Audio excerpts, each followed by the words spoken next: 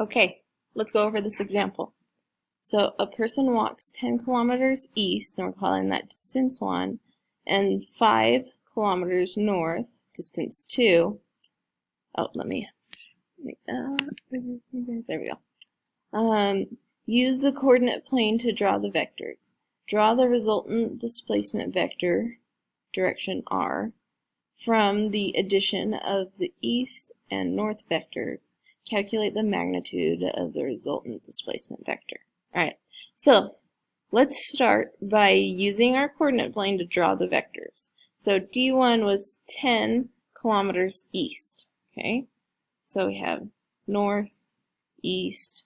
Okay, so we're going to go 10 kilometers. We started there, we're walking, and we get to 10 kilometers, right? And then, we're going to represent that with our D1. Okay, so we're going to draw out that vector there. We're going to call that D1.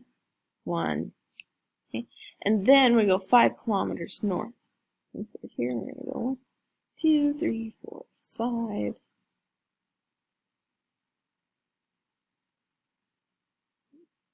So there's D2.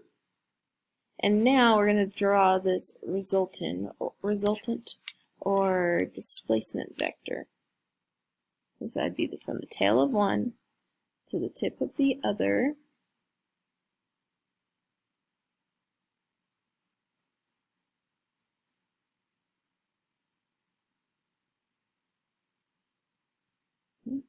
And I'm going to call that resultant PR. Okay. So number 1 and number 2. Now number 3, calculate the magnitude of the resultant displacement vector. Notice we're dealing with a triangle, but not only a triangle, it's a right triangle, right? And so let's use Pythagorean theorem that a squared plus b squared equals c squared. But in this case, it's going to be d1 squared plus d2 squared is going to equal dr.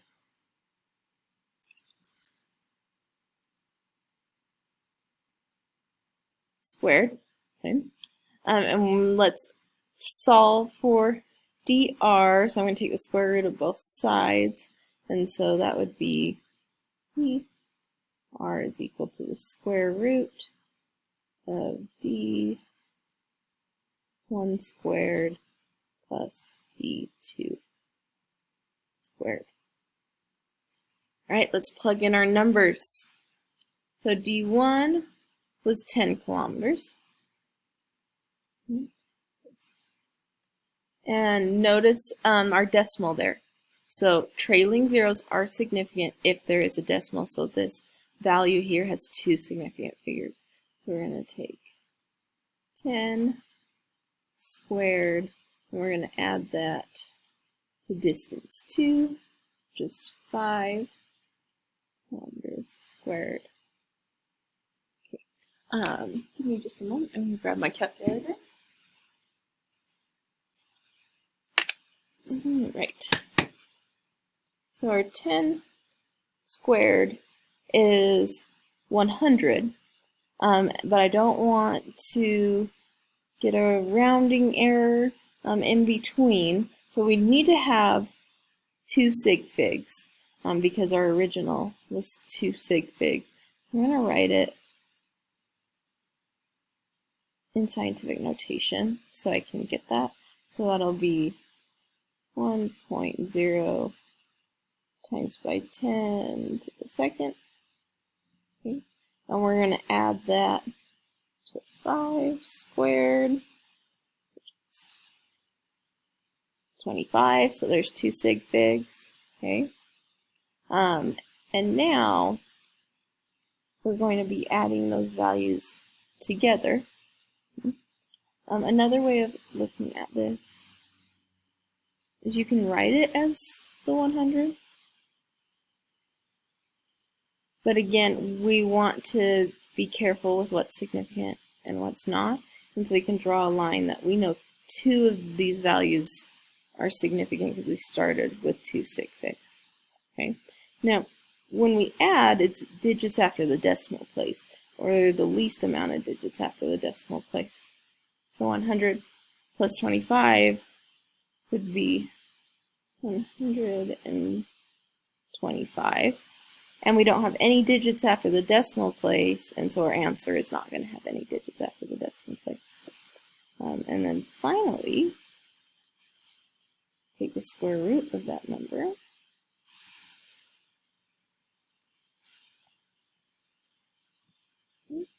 And we get 11.1803. Now, what about significant figures? We have 3 sig figs here, so our final answer should have 3 sig figs. So we have 1, 2, 3 sig figs, but then the 8 just after that is 5 or greater, so we're going to round that one up because we're at the end of the problem here to 2. Okay, and what would be my units? Well, we're taking a distance in kilometers, a distance in kilometers, and then we have this resultant, which is also a distance in kilometers. Okay? Which statement best describes a vector quantity? A race car moving at 110 miles an hour, a turtle strolling at 20 centimeters a minute, an SUV moving at 40 kilometers an hour east, a wagon headed west. Okay? Remember, vectors are magnitude and direction. So for 1, we only have a magnitude, as well as 2, we only have the magnitude. 3 is a magnitude as well as a direction.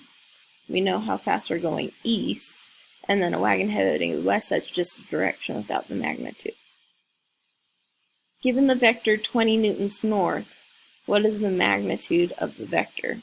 Well, there's the magnitude, there's the direction. So the magnitude would just be 20 newtons. All right. Let me know if you guys have any questions at all. I'm happy to talk through any of the examples that we have here. Okay.